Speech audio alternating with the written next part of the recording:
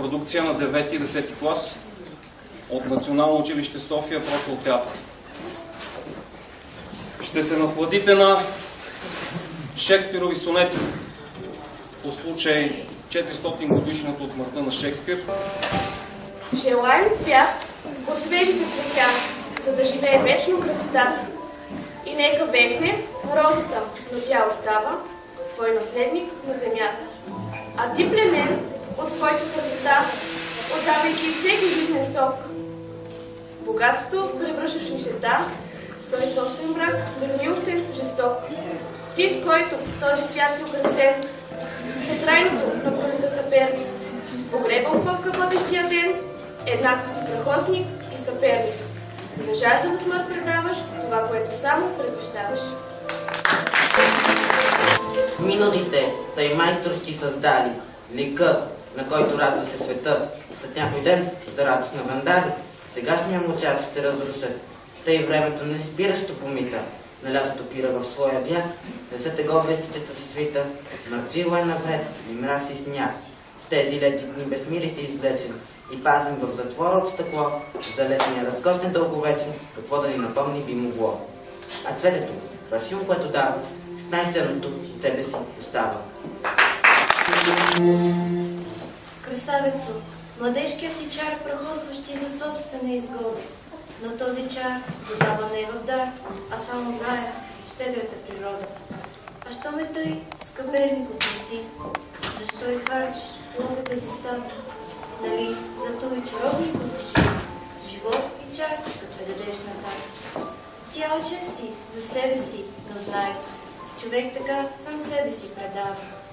Но що природата ти каже край, каква ще ти е сметката тогава? Не слагам ярки багри в моя стих.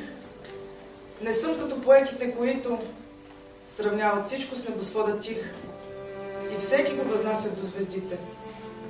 Те нека кичат своите стихове с рими за звездите и луната, за пролетните нежни светове и скритите съкровища в земята. Но моят стих ще бъде по-правдив. Не лъже той. Повярвай на поета. Ти като всеки смъртен си красив, а не като звездите на небето. И нека други пеят с пълен глас. Не те лаская, не търгувам аз.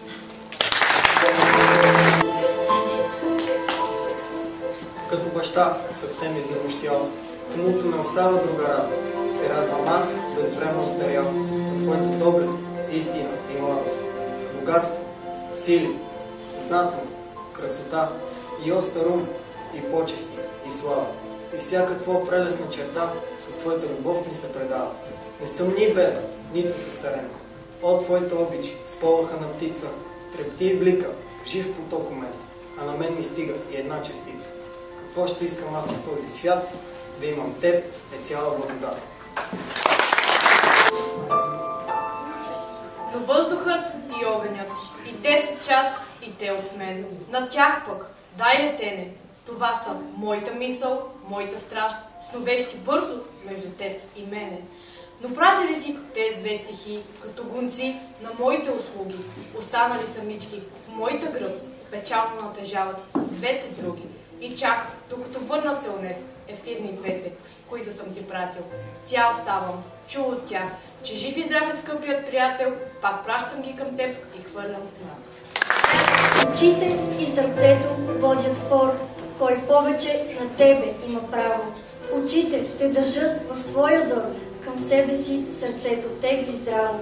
То казва, че в моите гърди те пази, недостъпно за очите. Противната страна с жар твърди, че в техния кристал ликът изкрите.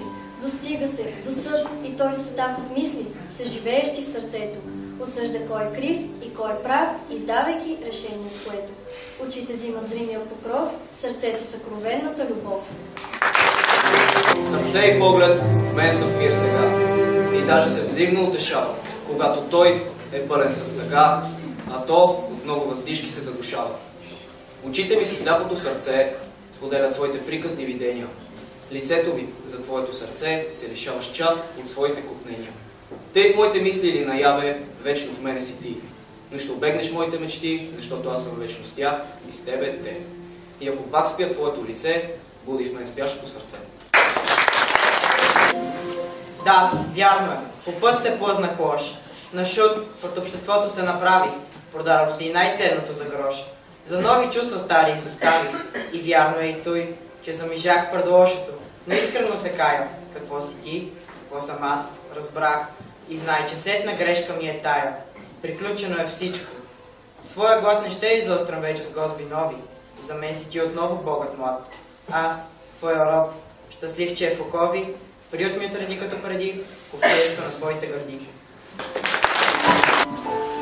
Веднъж след лов чувствал себе сила, потънал Купидон по съндъл.